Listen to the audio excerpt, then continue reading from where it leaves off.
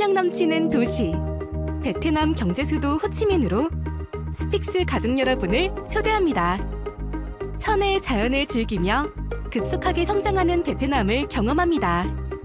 철저한 검증을 거쳐 잘 먹고 잘 쉬며 재미있는 경제문화 공부를 곁들입니다. 함께하겠습니다. 평생 기억할 호치민 여행 투어 스픽스 세구미 투어 니타 트래블 베트남.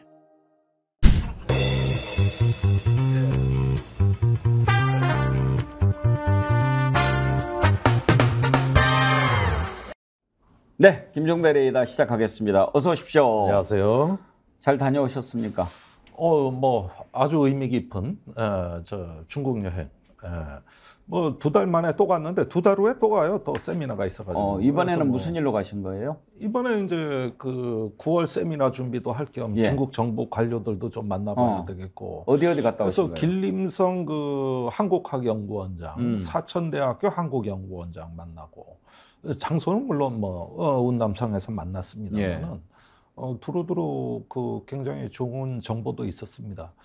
근데 제가 이렇게 최근에 와가지고 중국 갈 때는 갈 때마다 느낌이 달라요.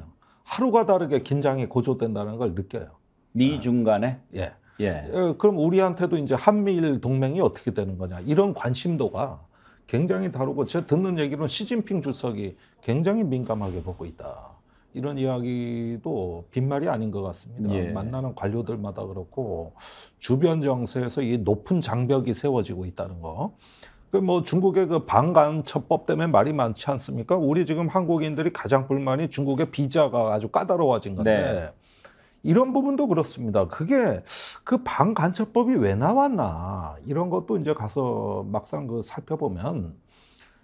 국제정치학에 그 시즈 멘탈리티라는 단어가 있습니다. 피포위 심리, 포위당했다, 고립되고 있다 우리가. 이게 커진 거예요. 내가 보니까 이렇게 점점 이렇게 그 서구방 쪽에서 이렇게 먼 그 포위망을 점점 조여오고 있다 이런 생각들이니까 거기서 일단 그 강한 자기 방어 본능이 나오거든요. 이게 바로 방간첩법입니다. 간첩법 얘기하니까 요즘에 홍콩에 여행 가는 분들 특히 조심하셔야 된다고 외교부에서 계속 알리더라고요. 그러니까 뭐 홍콩에서 그 시위했던 유명한 육교 있지 않습니까? 그걸 사진 찍는다든지 그러면은 또 잡아갈 수도 있고 그렇다 그런 얘기를 하더라고요. 그러니까 국가 안보 이익과 기업 그 중국의 이익에 관한 부분에 대해서 그 이번 법 개정을 통해 가지고 단속을 강화한다는 건데 이 부분을만 들춰보면은 야 중국이 권위주의 통제 국가로 가는 거 아니냐 이렇게 볼 수도 있지만은 실제로 미국도 그와 유사한 짓을 했습니다. 얼마나 중국 학자들 지금 차단합니까? 이제 중국 유학생도 감시하잖아요. 그러면서 계속 압박을 해오니까 거기에 대한 반응으로 나타나는 거거든요. 이건 미국과 같이 이거 상대적으로 봐야지. 지금 이런 식으로 미중 갈등이 가게 되니까 우리가 지금 그 받는 불편이 홍콩뿐이 아니에요. 중국 아무 데나 가도 영사관 문자 메시지 와요. 그 방간첩법 그거 조심하라고 그거 다 옵니다. 그거 중국 전체가 그래요. 오늘 그 미중 갈등도 좀 얘기해보고 한미일 북중러 이런 그 대립 관계도 한번 좀 분석해보고 그러려고 하는데 그 전에 오시면 맨 먼저 물어보고 싶었던 게 있었어요. 그때 안 계셔서 궁금했는데 경찰이 대통령 관저 갔던 사람 백재권 씨였다 이렇게 지금 결론을 내린 걸로 나오잖아요. 어떻게 보세요? 아니 제가 3주 전에 조사를 받았지 않습니까? 그때 여러 가지 특이 사항들이 많았어요. 그러니까 육군이 착각했을 가능성이 있지 않을까 이런 질문이 많았어요. 그래서 뭐 다른 걸 지칭하는 건가 이 느낌은 이미 왔었고 두 번째 더 중요한 건 뭐냐면 그 제가 방송 나왔 이것도 스픽스에서 제가 한 발언인데 개나 소나 다 왔다. 천공은 그 중에 한 명에 불과하다. 뭐 풍수, 관상, 무속 다 왔다. 이렇게 얘기한 거에 배경이 뭐냐는 거예요. 그래서 그걸 왜 조사하냐 고발된 내용도 아닌데. 그런데 내 출처가 2군데가 있다. 청와대하고 그때 육군에서 들었다. 그런데 이거는 천공이 문제가 아니다. 왔던 사람들 전체가 문제라는 거예요. 이렇게 얘기를 하는데 굉장히 그 발언을 무게 있게 지목하더라고요. 그래서 이건 스픽스에서 그 노디쇼에서 한 얘기거든요.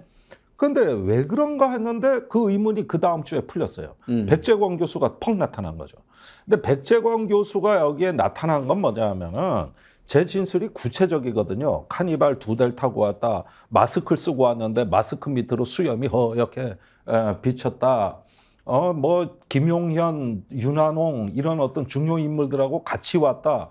이렇게 계속 디테일하게 가니까 이 정황에 딱 들어맞는 거는 백재권 교수라는 그러니까 잠깐만요. 그러면 백재권 씨도 카니발 타고 윤한홍, 김용현 같이 왔을까요? 같이 왔고, 예. 이번에 KBS 보도에도 그 얘기가 나와요. 같이 왔다고.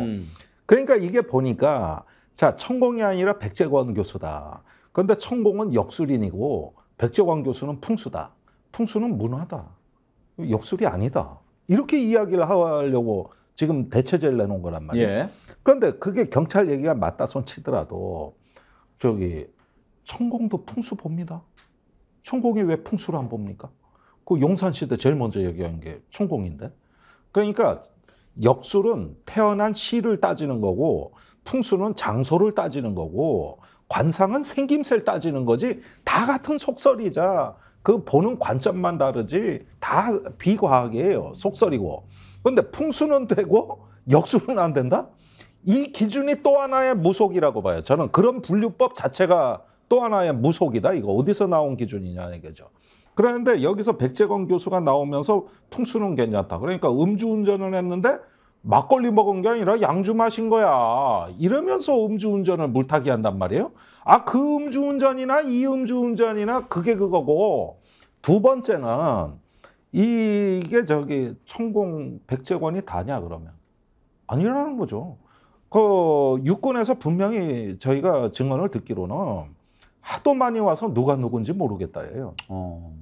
그러면 한두 명 갖고 그 얘기가 나옵니까?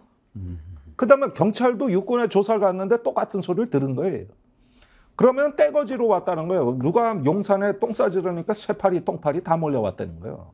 그러니까 이게 이렇게 되면은 여기서 시한폭탄은 CCTV입니다. 이 안에 다 담겨. 이번에 모든 검증을 CCTV로 하고 그걸 기초로 수사를 했는데 경호처에서 처음에 CCTV를 안 내놨어요. 존재 자체를 부인했습니다. 그런데 경찰 사이버 수사대가 관저에 그 방문을 한 다음에 창고까지 가서 뒤져서 찾아낸 게 CCTV입니다. 거기에 별도의 저장 공간이 있더라는 거예요.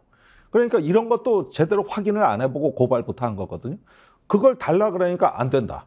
우리 한 달간 보안검 더 하고 줄게. 이래가지고 협조를 안 해줬어요, 경호처가. 그러면 무엇에 대한 보안일까? 거기서 보안이라는 걸 뭘 얘기하는 거죠? 틀림없이 김건희 여사도 갔을 거고 혼자 갔을 거 아니고 여러 가지 보안 사항이 있을 거예요. 그래서 이걸 검토한 다음에 한 달을 묵혀가지고 경찰에 준 때가 대략 3월인 것 같습니다. 그러면 그때부터 이걸 어떻게 검증을 했는가 보니까 강하게 보안을 걸어놨기 때문에 경찰 내에서도 극소수만 봤다는 거예요. 불과 한두 명만. 나머지는 전혀 관여 못하게 하고. 그러니까 시간이 많이 걸리겠지. 이걸 여러 사람이 한꺼번에 보고 의혹을 다 하나씩 체크했으면 금방 끝났을 일이에요. 그런데 이게 시간이 무지한히 걸려요. 그러면 왜 경찰도 국가기관인데 극소수만 봤을까? 뭘 지켜주려고? 이거는 애시당초 육군에서 얘기한 대로 누가 누군지 모르겠다. 여기에 비밀이 있고 또 제가 근거를 댔어요. 그때는 문재인 정부 청와대였다. 그때 청와대 국방부서에서 들은 얘기 그대로 해줄게. 하도 여러 명이 쫓아와서 휘젓고 다녀가지고 매일매일 그냥 청와대에서 국방부서에서 열받아가지고 세상에 이럴 수 있느냐, 이게 갑질 아니냐, 이런 얘기 매일 나왔다. 자, 그러면 이제 김 의원께서 어떻게 생각하시는지 한번 물어보고 싶습니다. 이제 지금 경찰의 발표가 아직 확실하게 딱 나온 건 아닙니다만 현재까지 전해지는 걸로는 천공이 아니고 백재권이다. 지금 이렇게 하려고 하는 것 같은데. 맞습니다. 그러면 김 의원께서 생각하시기에는 천공이 아니고 백재권이다라고 하는 말 자체가 바꿔치기 하려고 하는 것으로 보시는지, 아니면 천공도 가고 백재권도 가고 그랬을 것이다라고 보시는지, 어느 쪽입니까? 뒤쪽입니다. 그러니까 이거는 그 백재권 교수가 제가 얘기한 정황에 딱딱 들어맞는 건 맞아요. 그거는 맞는 것 같습니다. 저는 이거 팩트로 인정하고요. 그런데 그 즉시 백재권 교수는 교수고 박사학위도 있고 그래서 문제가 없다 그러면서 나머지 얘기를 빼버리는 거죠. 모든 언론 보도가 실제로 그렇게 다 끝나버렸어요. 그러나 천공부는 조사도 안 했고 천공 자신이 부인을 못하고 그다음에 CCTV에서 그 문제되는 대목 말고 나머지 무자격자들 이런 사람들이 온 부분은 이번에 전부 다 가려졌단 말이에요. 그러니까 이건 재판으로 가서 CCTV만 까면 이게 여기서 누가 왔다 갔는지 전모가 드러나게 돼 있어요. 그러니까 저는 천공이 왔다는 주장을 굽히는 게 아니에요. 그 주장을 계속 유지하면서 문제는 여기서 시한폭탄으로 지금 있는 그 증거물, 그 CCTV를 공개하자. 지금 천공이냐 백재권이냐 이 논쟁하는 거 우리 복잡하게 할 거 없는 거예요. 사실 민주당도 그래요. 왜 풍소냐, 무속이냐 이걸 갖고 싸웁니까? CCTV 그 자체를 노리고 압박을 했었어야죠. 그거 공개해라. 이게 군사기밀이 없다. 그거 공개해라. 이렇게 전략적으로 나갔어가지고 이거는 판이 커지는 사안이거든요. 만약에 지금 이제 결정적인 증거가 CCTV가 되지 않겠습니까? 네. 그런데 수사를 이제 백재권으로 밝혀졌다라고 종결하면서 CCTV 영상 기록을 삭제해버릴 수도 있지 않을까 하는 생각이 드는데 어떻습니까? 그거는 지금 경찰에 경찰이 확보하고 있는 증거물이기 때문에 이게 삭제되면 천공 주장도 갔다 안 갔다를 경찰이 말할 수 없습니다. 재판부에 제출할 게 없어지는 거거든요. 아니 백재권 씨였다 이렇게 보여주는 거 아닙니까? 그리고 나머지 기록은 없으니까 삭제했다. 그렇게 오염이 돼버리면은 이거는 그렇게 제가 할 것 같은데요. 어떤 특정 기간을 집어서가 아니라 인수위 기간 중에 있었던 일이라고 해놨기 때문에 그 기간 중에 영상이 변조되거나 삭제되면은 이건 저 큰일 납니다. 실제로 경찰이 3월에 얘기할 때도 경호처에서 이거 위변조 안 했다는 걸 확인하고 받았다는 거거든요. 혹시 이렇게 할 수는 없습니까? 지금 천공이 다녀갔을 것이라고 생각되는 그 날짜 기간이 있지 않습니까? 네. 그 기간에 대한 영상 기록은 삭제하지 못하도록 이렇게 해놓을 수는 없습니까? 아니 그러니까 일단은 지금 최종 이게 사건 발표를 지금 앞두고 있는 상황이니까 제가 주장하는 건 빨리 기소해라. 우린 증거보전 신청 들어간다. 이게 유일한 증거이기 때문에 우리는 이거에 대해 가지고 훼손된 기록이 있거나 변조된 기록이 있으면 그 자체 문제 삼겠다는 거예요. 그건 뭐 여러 차례 제가 얘기한 거고 공개적으로도 이거는 증거물 훼손되고 나가지고 아니 그러면서 재판이 열린다 그러면은 그거는 경찰은 우선 그럴 권한이 없고 그렇게 되면 이거는 완전히 어떤 재판 기록, 공판 기록을 갖다가 이걸 위조를 하는 것이 되는 건데 이 부분에 대해서는 그럼 고발 들어가야죠. 지금 대통령실이 고발을 3군데 했죠. 김종대 의원하고 부승찬 대변인하고 한국일보하고 그렇죠? 뉴스토마토도 있고요. 뉴스공장도 있고요. 전부 7명입니다. 7명. 네. 그러면 만약에 네. 천공이 아니고 백재권 씨였다라고 하면 천공이 다녀갔다라고 주장한 것이 법에 걸리게 됩니까? 그거는 이렇게 됩니다. 자, 고발장을 봐야 돼요. 그다음에 그때 대통령실이 기자들한테 공지한 게 있어요. 고발은. 거기에는 천공을 앞에서 빼고 역술인이 관저 결정에 관여했다는 터무니없는 가짜 뉴스로. 그러면서 저에 대해서는 민주주의 근간을 흔든 이렇게 책임을 묻겠다. 이거는 공적인 절차대로 공무원들이 공적인 절차대로 의사결정한 것에 대한 모독이다.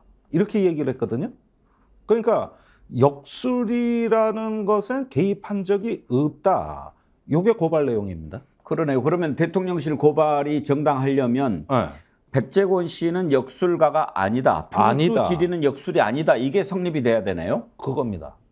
그러면은 역술하고 풍수지리 차이는 뭐냐면은 역술은 시를 보는 거고 풍수지리는 장소를 본다 그랬지 않습니까? 그러면은 이게 다른 하나는 무속이고 하나는 문화다 이렇게 해가지고 이걸 분리해서 나가는 작전이고 또 한 가지가 뭐냐면은 백재권 교수는 이재명 대표보고도 만났다. 이렇게 해가지고 여야를 같이 엮을 수 있는 인물도 되고 그러니까 이런 여러 가지를 갖춰놓고 하는 거예요. 그런데 천공이 역술인이라 그러는데 풍수도 합니다. 그건 마찬가지예요. 그러니까 천공이 역술인이라고만 해야 돼요. 풍수를 천공이 한 게 되면 안 되는 거예요. 그렇게 되면은 천공이 역술로 보러 간 게 아니라 풍수 보러 갔다. 이렇게 해버리면 어떡할 겁니까? 그러니까 그것도 자의적 기준이지. 그러니까 이게 스텝이 꼬여가지고 지금 이것도 정식 발표도 아니고 언론에 단독으로 줘가지고 지금 물타기를 일단 해본 거예요. 심지어 동아일보 칼럼에서도 혹시 보셨는지 모르겠습니다만 송평인 논설위원이 불편한 대통령이라는 제목으로 칼럼을 쓴 게 있어요. 거기 보면 대통령의 사람들은 천공을 무속인 대신 역술인이라고 부르더니 백씨에 대해서는 관심은 빼버리고 관상은 빼버리고 풍수 전문가라고 지칭했다. 주역에 담긴 지혜, 풍수에 담긴 지혜를 논리적 용어로 설득력 있게 풀어내는 학자들이 없지 않다. 그러나 그런 학자들은 관상 따위는 보지 않고 기룡을 점치지도 않는다. 주술적인 역술인이나 풍수가가 관상도 보고 점도 친다.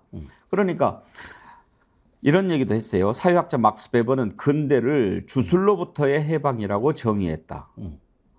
이 주술로부터의 해방이다. 그러니까 주술로 다 이렇게 보는 건데 이걸 마치 풍수 지리는 그리고 또 풍수 지리를 백재권 교수가 풍수 지리는 통계학이다.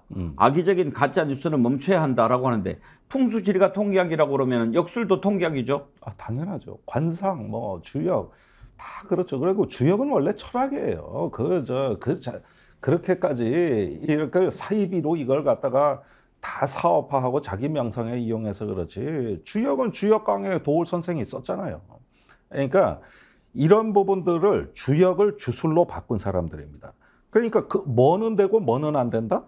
아니 다 같은 주술입니다. 뭔 얘기입니까 이게? 그런데 이제 음주운전 했는데 막걸리가 아니라 양주 먹었다고 우기면서 음주운전까지 물타기 하는 거죠. 막걸리면 유죄고 양주면 무죄입니까? 그 얘기예요. 그 얘기입니다. 이 얘기가. 그거 아니고 뭡니까? 어떤 진정성이 있죠? 여기에? 앞으로 본인 처지가 어떻게 되실 것 같습니까? 아니 빨리 좀 기소해달라. 제가 얘기하는 게 내 희망은 재판밖에 없다. 그런데 일부에서 언론사에서 전화가 왔는데 고발 취하할 것 같다는 얘기도 하는데 누구 마음대로 취하하십니까? 절대 안 됩니다. 이제 글러브 끼고 링에 올라갔는데 싸우지도 않았는데 수건을 던져? 그거 안 됩니다. 이거는 가야 됩니다. 애시당초 고발 왜 하셨어요? 이건 재판 가야 되는 겁니다. 오히려 기소 당하고 싶다. 이 얘기를 수도 없이 하는 거예요. 이 얘기. 예. 아까 그 칼럼에 윤석열 대통령이 후보 시절 손바닥에 왕자를 새기고 토론회에 나왔을 때만 해도 예상치 못한 이질적인 행태에 깨름직한 느낌이 없지 않았지만 열심히 하다 보면 그럴 수도 있지 하고 지나갔다. 그러나 청와대 이전에 이어 대통령 관저 선택에까지 주술이 개입한 증거가 나왔다. 조선 왕조에서도 보기 힘들었던 주술에 사로잡힌 국가 지도자를 근대 공화국에서 보고 있다. 후반부에는요. 언론에 공개적으로 등장한 이름만 천공, 건진, 무정에 이어 백재권이다.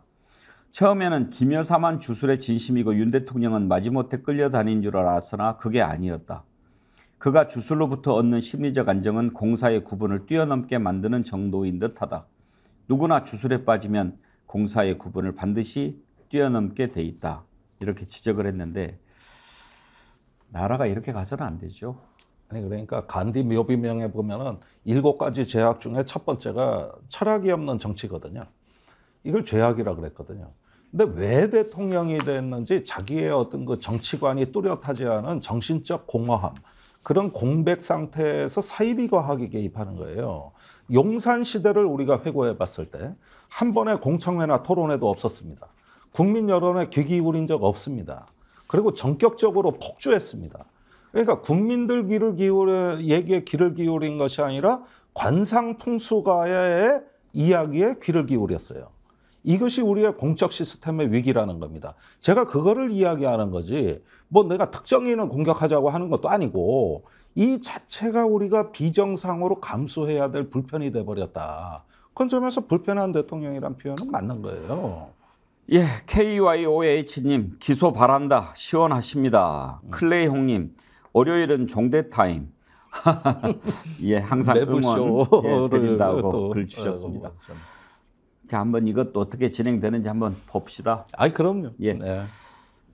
이번에 세르게이 쇼이구 러시아 네. 국방장관이 북한을 갔는데 아주 환대를 받는 것 같아요.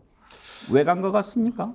우선 러시아 국방장관이라고 하지만은 이 사람이 아마 제 기억으로 2011년인가 12년에 국방장관이 됐을 겁니다. 예. 그 뒤에 러시아 군사 제도를 완전히 현대적으로 개편을 했는데 그 위력은 2014년 크림반도 합병 때 여실히 드러났습니다. 단 한 달간의 전투로 크림반도에 2만 5천 명의 우크라이나 군인을 고립시키고 거의 완벽에 가까운 작전을 수행했거든요. 그런데 이 국방장관이 작년에 우크라이나를 침공할 때는 그런 어떤 천재적인 역량은 온데간데가 없고 병참 부족, 훈련 부족, 사기 결여가 된 우리가 아주 당나라 군대라고 속칭 얘기합니다만은 이상한 군대를 봐버린 거예요. 2014년하고 너무 달랐어요. 그러니까 이런 역사에서 세르게이 쇼이구 장관을 푸틴이 계속 중용을 하는 걸 뭐냐 하면은 그 단점만 보완하면은 다시 2014년 러시아군의 모습이 나타난다고 믿는 겁니다. 예. 그 단점을 보완하는 게 군수와 무기 부족입니다. 그런데 때마침 북한이 이걸 다 충족시킬 수 있는 지구상의 유일한 우방국이에요. 전 군사협력하러 왔다고 봐요. 거기에다가 온 첫날, 그러니까 북한식으로 얘기하면 전승절 전날 그 국방 전람회가 열렸는데 여기에 북한에 깜짝 놀랄 신무기들이 나왔습니다. 이 RQ2라고 이제 알려진 우리가 갖고 있는 글로벌 호크 무인 정찰기 같은 거와 똑같고, 예. 그다음에 RQ4 리퍼라고 하는 그 조용한 암살자라고 하는 이런 무기 체계도 나왔고, 예. 그런 것들과 외형이 거의 똑같단 말이에요.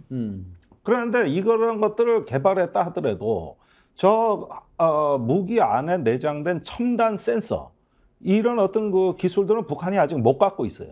그러니까 하드웨어 성능에 소프트웨어 성능을 결합시켜야 되는 거거든요.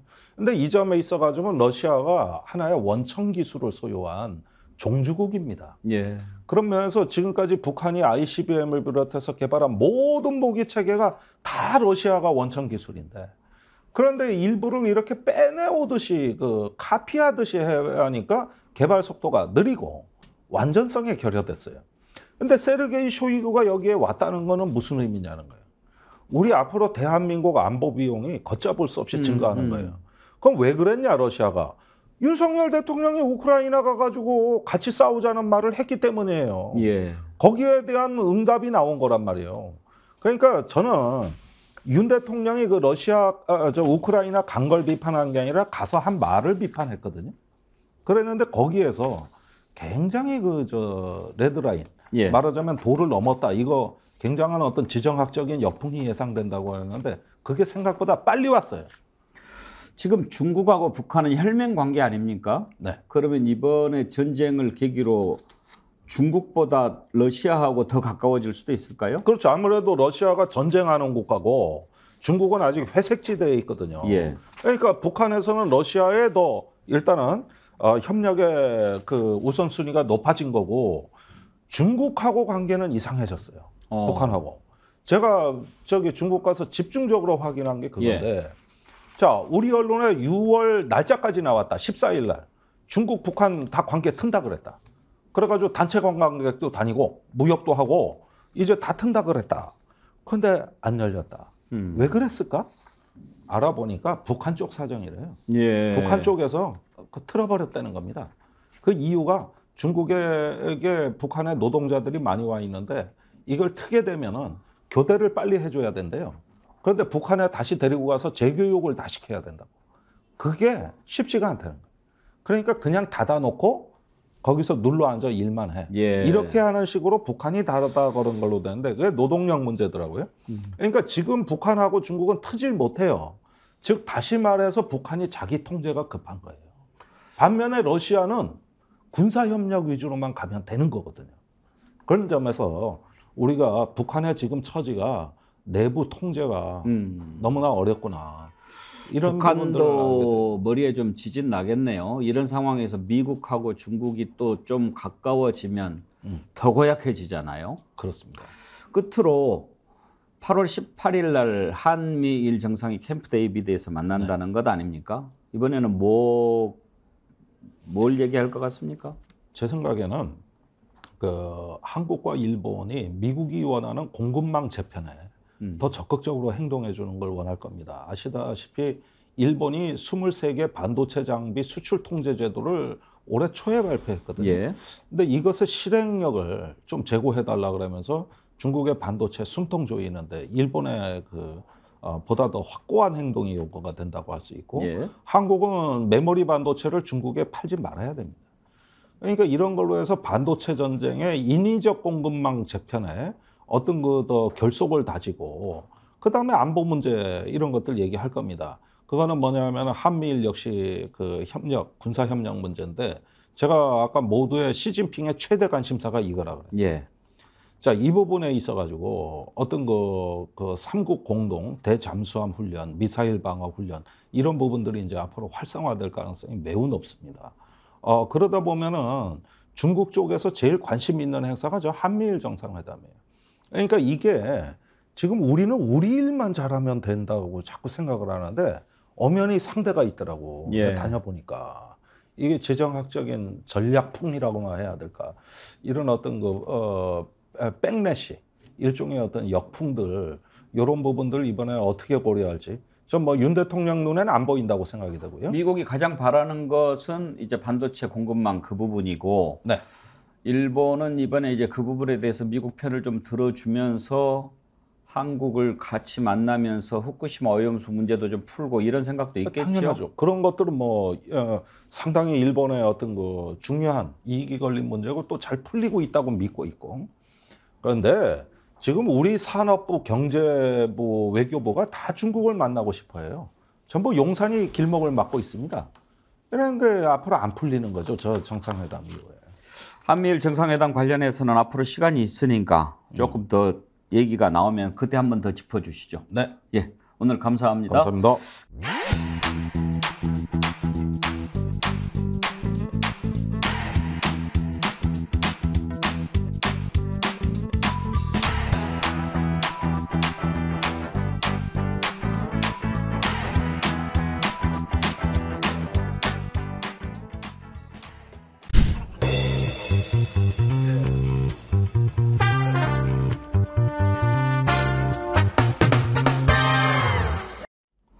김종대 레이더 가동하겠습니다. 어서 오십시오. 안녕하십니까. 오늘 레이더를 어느 쪽으로 돌리셨나요? 조금 넓게 펼치겠습니다. 넓게. 예. 네. 파이낸셜 타임즈에 이 보도가 안 나왔다면 제가 이 이야기를 안 하려 그랬어요. 근데 아주 심각한 보도인데 이거 국내 언론에서 별로 취급을 안 해요. 예. 8월 18일 날 캠프 데이비드에서 네. 한미일 정상회의가 열립니다. 그런데 여기서 뭐 공급망 얘기도 하고 뭐 3자 안보 정상회의 뭐 이런 얘기도 하고 뭐 여러 가지 얘기도 나올 줄 알았는데 난데없이 이런 머리 제목만 읽어드릴게요. 예. 삼국 성명에 한일이 공격받으면 의무적으로 협의한다는 조항을 포함하는 방안을 추진 중이다. 이게 뭔 얘기냐? 예. 한국과 일본이 있어요. 그랬는데 한국이 공격을 받으면 일본에 자동으로 통보하고 협의를 의무화해야 돼요. 예. 그 반대 방향도 마찬가지예요. 일본이 어디서 뭐 센카쿠 같은 데서 예. 또 다오디다오라고도 하죠. 거기서 예. 중국하고 뭐가 충돌이 벌어졌어요.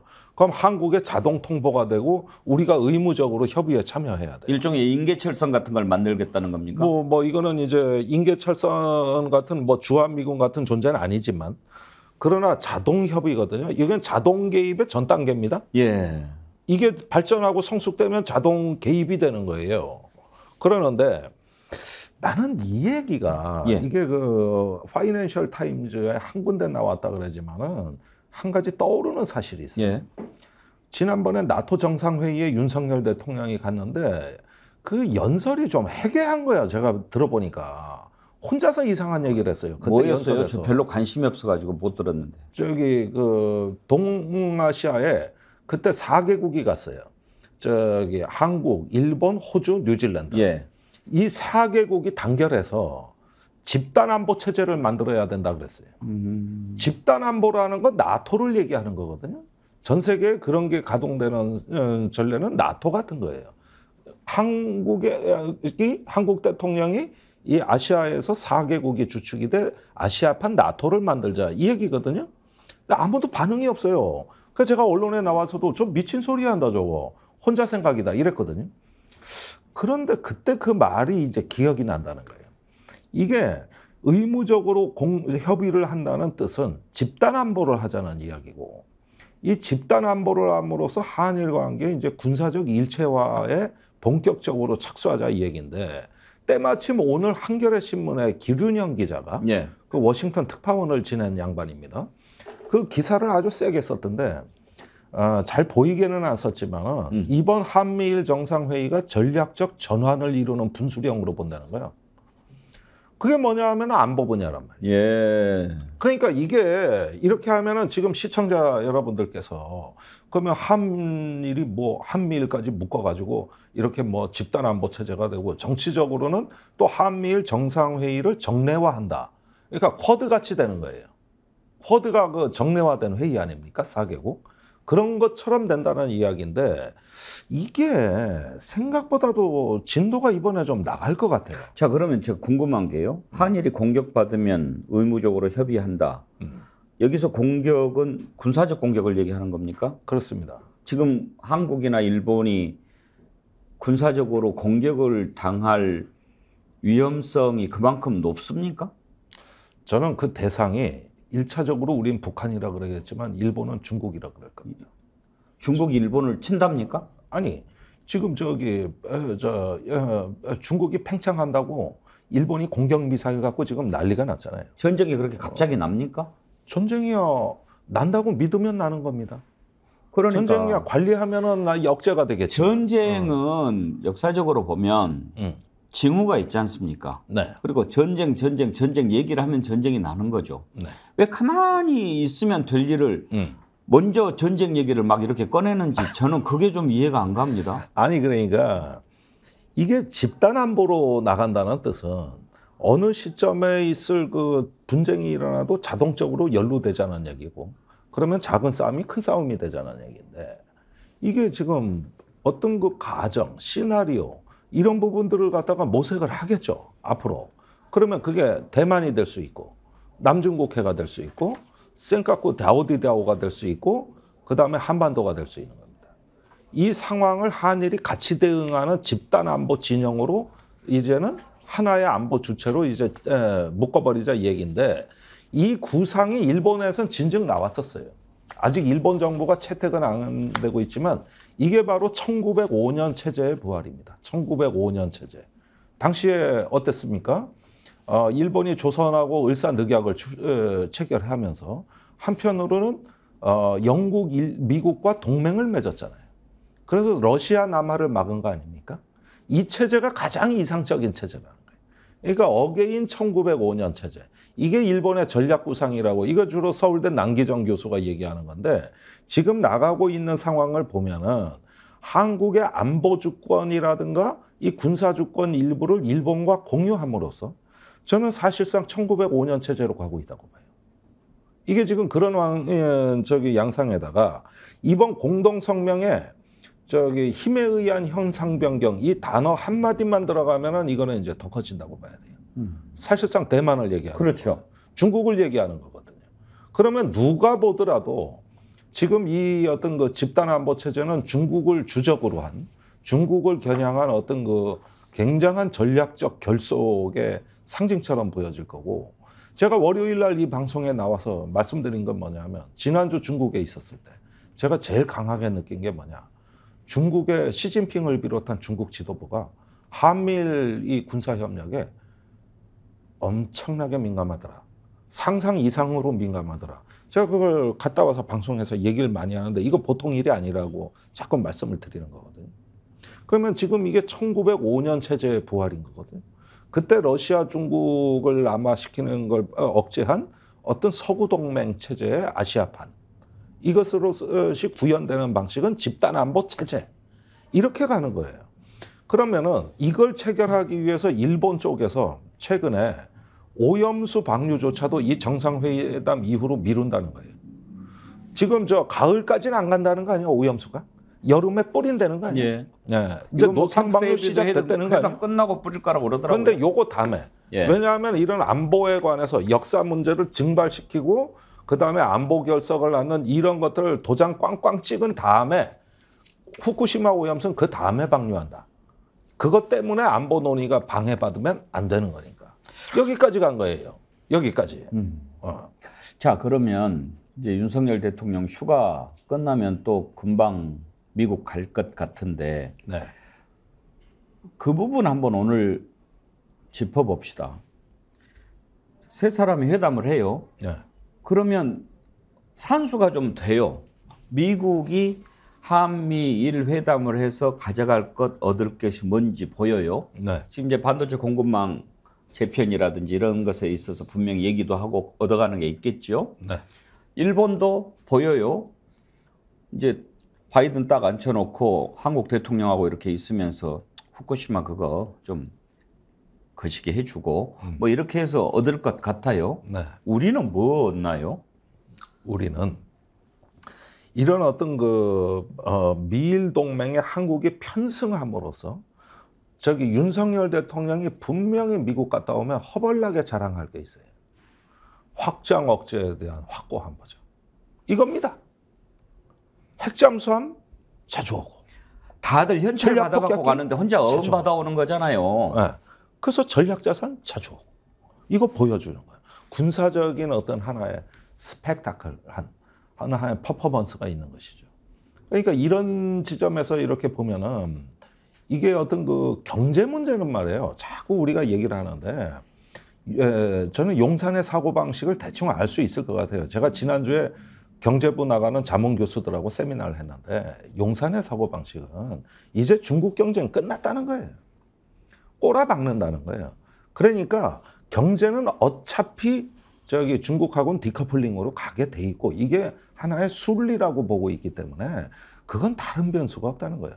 이제는 안보적인 결속, 동맹 결속 이게 주가 되는 거고 나머지 경제부서 산업부나 경제부에 대해서도 안보부서가 찍어 나르는 이게 우리나라 국정 스타일의 가장 비정상적인 측면인데 지금은 안보 전문가가 경제를 장악하는 거예요. 그래서 대중국 무역 대화나 기술 대화를 맡고 있는 것이죠. 이렇게 가는 거예요. 그건 순리이기 때문에 거기에서 뭔 해결책 자꾸 독촉하지 말라는 거예요. 이게 순리라는 것이죠. 특히 오염수 방류와 관련해서 일본 관계자가 윤석열 대통령 체면을 지켜주는 게 도리다 그런 얘기를 했다고 그래요. 예, 무슨 뜻이죠 이거는? 그러니까 윤석열 대통령이 야당에 공격받고 지지율 떨어지는 게 오염수 방류에 대해 가지고 단호한 대응을 취하지 못한 것이다. 그런데 정상회담에 가가지고 그 전에 오염수 방류를 해버리면 윤석열 대통령도 국내 여론 눈치를 안 볼 수 없을 거 아니냐. 그러면 기시다 총리한테 오염수 얘기를 해야 될 건데 이렇게 하게 되면은 정상회담의 스타일을 구긴다 이거예요. 며칠 늦춰준다고 지금 생색내는 겁니까? 그러니까 얼마나 얄팍하냐면은 이 오염수 방류와 같은 인류 문명사의 가장 중요한 행위에 변수가 뭐냐면 일본의 지방선거하고 이 정상회담이에요. 그러니까 그 정상회담 일정에 맞춰서 며칠 땡기고 며칠 늦추고 이런 식의 관리가 되는 영역이에요. 이게 정치화된 영역이니까 그런 일이 일어나는 것이죠. 저는 정말 요즘에 네. 우리 미래 세대, 우리 자녀 세대, 또 손자 세대 참 걱정이 많이 됩니다. 이렇게 지금 보통 날씨가 아니지 않습니까? 네. 더하면 더했지 덜하지 않을 거라고요. 북극, 남극이 막 녹아가니까. 그러면은 과연 우리 후손들이 제대로 살아갈 수 있을까 걱정이 되고 이렇게 후쿠시마 오염수 방류라고 하는 방금 문명사에 처음 있는 이런 일들이 벌어지는데 그런 것을 어떻게 하면 막을까 돈을 더 들든 또 온 나라가 돈을 모으든 바다를 더럽히지 않도록 좀 막을 수 있는 방법 탱크 지으면 된다는 거 아닙니까 돈 들더라도 네. 근데 그거를 방류를 한다. 그리고 뭐 나는 마실 수 있다. 이런 얘기를 하는데 좀 다 이렇게 미친 것 같아요. 그러니까 사실은 이제 어떤 그 문명을 바라보는 패러다임이 효율성에서 회복성으로 이렇게 교체가 돼야 되는데 그걸 완강히 거부하는 지도자들입니다, 이게. 그러니까 이런 분들은 기후 협력 절대 협력 안 합니다. 그다음에 지구 문명, 생태 보호, 어떤 복합 생태적인 문명 건설 이런 데 관심 없고 그런 거 의제 없습니다. 그런 게 아니에요. 여전히 성장주의에다가 그다음에 어떤 힘에 의한 어떤 그 기득권 연합을 꿈꾸는 분들이기 때문에 이런 어떤 오염수 방류라든가 생태 문제, 기후 문제에 대해 가지고 절대 의제화시키지 않아요. 아마 그건 바이든 대통령 혼자 정도 관심사가 될 거예요. 당장 다음 달 있는 저 일본의 지방선거하고 우리 내년 총선이 관심사지 뭐 그런 거 관심 가지겠습니까? 그리고 정치라는 게 그래요. 국회 한번 가보세요. 저기 국회의원이 하도 출석률이 저조해가지고 저 겨우 연명이나 하는 연구 포럼이 꼭 이런 연구 포럼이에요. 기후위기 연구 포럼, 인구 포럼 이런 것들은 국회의원 안 나옵니다. 반면에 공항 짓는다. 예타 개선 방안 포럼 이런 거 보십시오. 미어 터집니다. 미어 터져요. 그리고 우리가 보기에는 조금 윤석열 대통령 너무 많이 나가는 것 같은데 어떻습니까? 전 정부하고 비교해서 좀 잦습니까? 그전에도 이 정도 나갔습니까? 아니 그러니까 우리 대통령은 하루에 2가지 생각밖에 안 하는 것 같아요. 오늘은 누구 압수수색할까? 이거 오전에 고민하고 오후에는 어디 외국 나가 사진 찍을 일 없나? 이거 고민하시고. 한 가지 더 있겠죠. 또 오늘은 뭐 마실까? 그건 이제 일과 후에 이것을 이제 뒤풀이를 해줘야 되니까 이거겠죠. 그러니까 이런 부분들을 보면은 우리가 이 외교에 대한 어떤 그 윤 대통령의 접근법을 보면 일종의 소영웅주의적 스타일입니다. 그러니까 지금 누구도 감히 입에 담지 못하는 동아시아 집단안보 체제를 얘기하잖아요.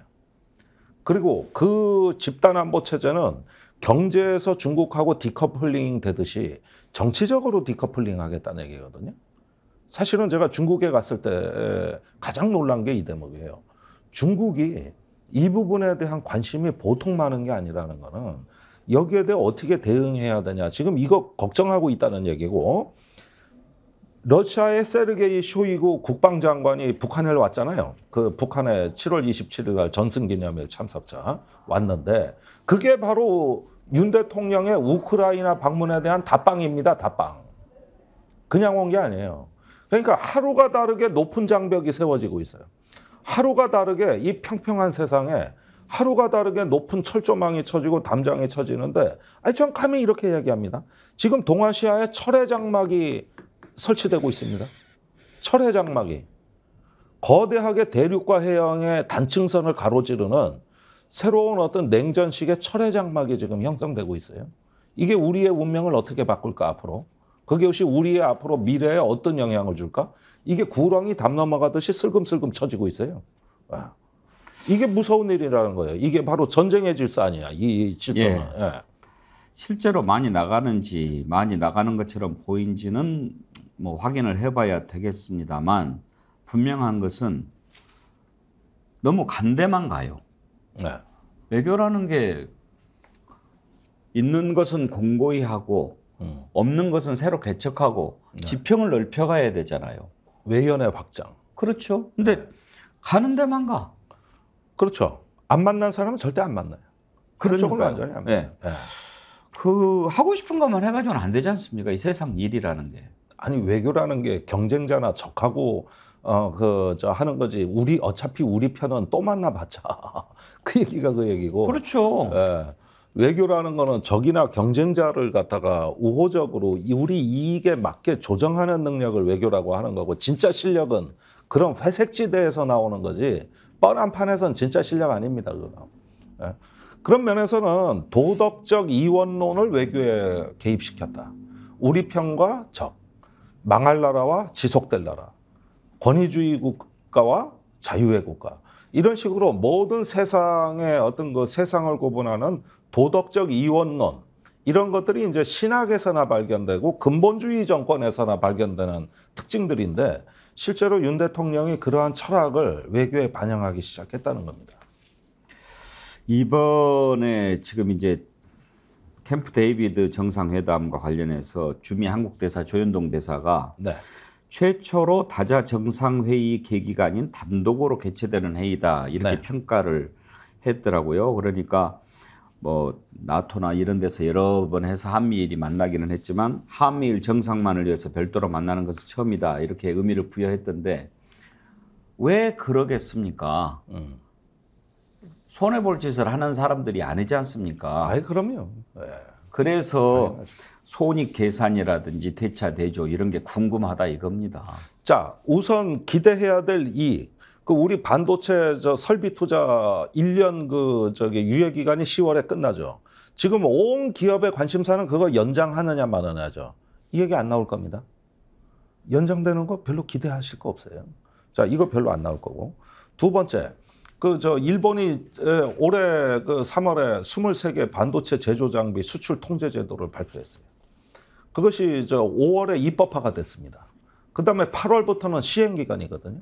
그러면 지금 이 이야기는 중국에 대한 어떤 통제를 강화하는 마지막 점검 회의이기도 한 거예요.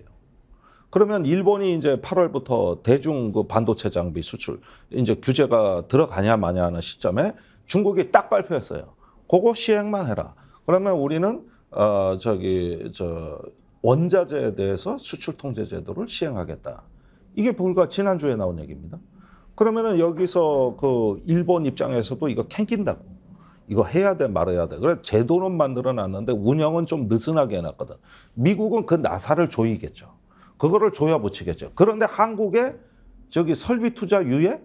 요거는 제가 보기에는 지금 얘기할 주제가 아니에요. 그것보다 더 급한 게 있어요. 마이크론 반도체를 중국이 수입 규제를 해버리는데 한국이 우회로로 수출할 수가 있어요.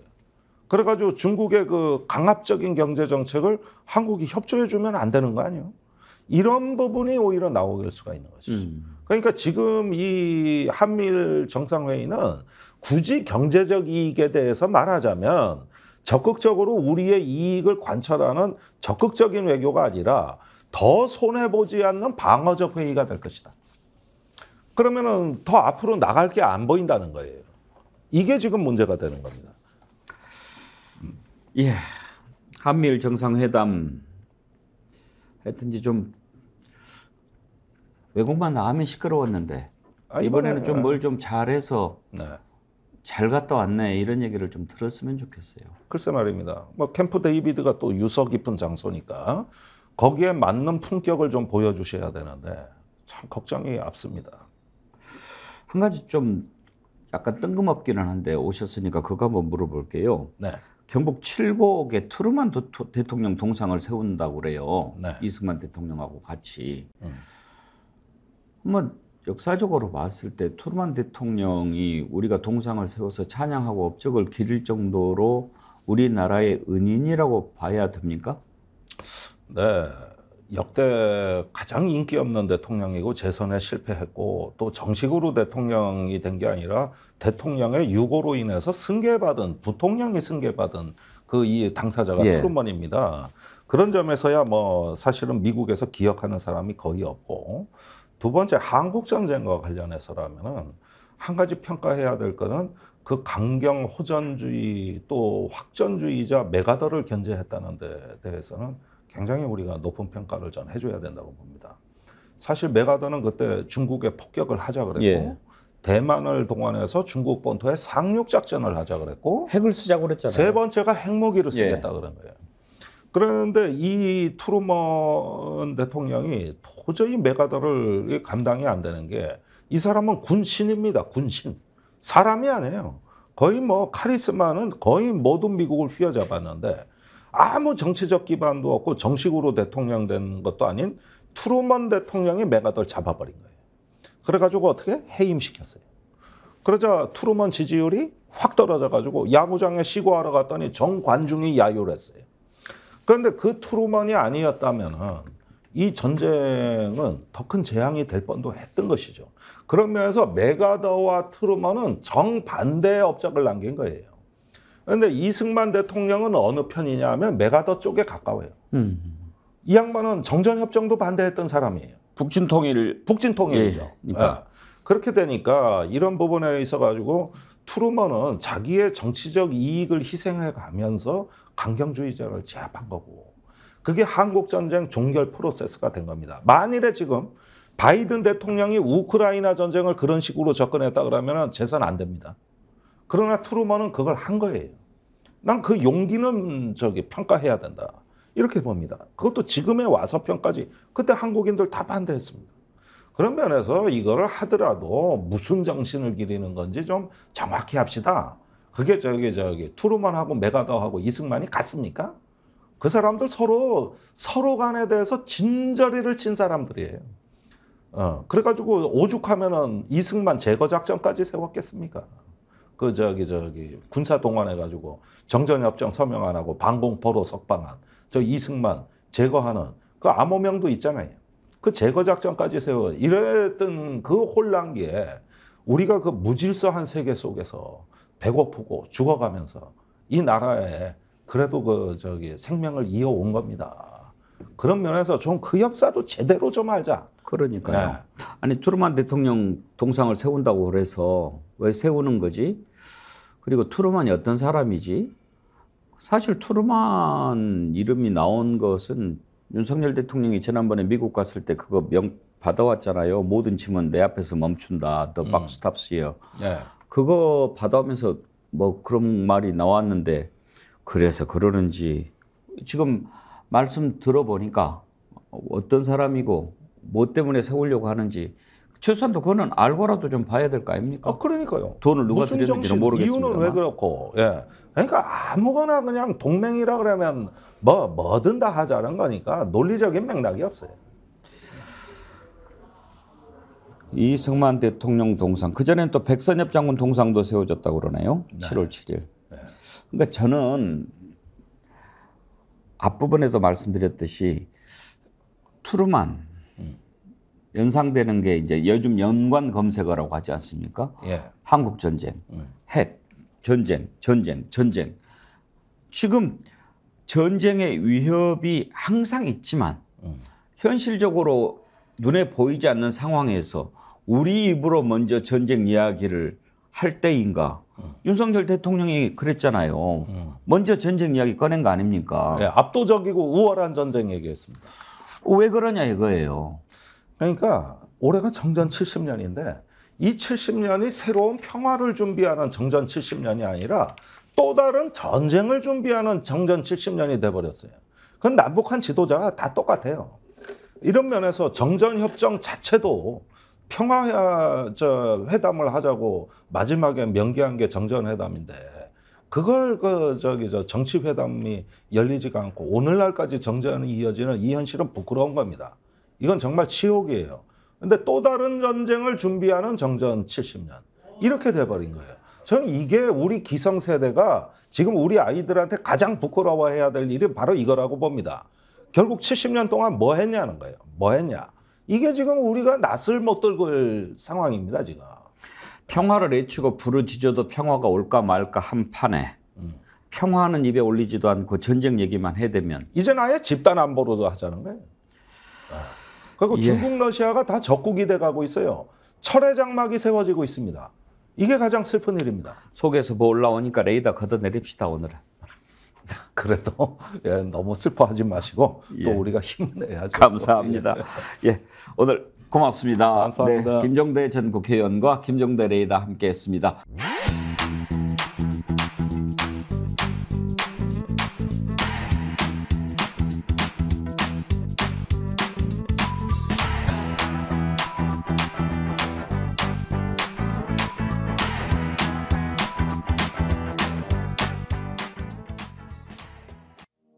활력 넘치는 도시 베트남 경제 수도 호치민으로 스픽스 가족 여러분을 초대합니다. 천혜의 자연을 즐기며 급속하게 성장하는 베트남을 경험합니다. 철저한 검증을 거쳐 잘 먹고 잘 쉬며 재미있는 경제문화 공부를 곁들입니다. 함께하겠습니다. 평생 기억할 호치민 여행 투어 스픽스 세구미 투어 니타 트래블 베트남.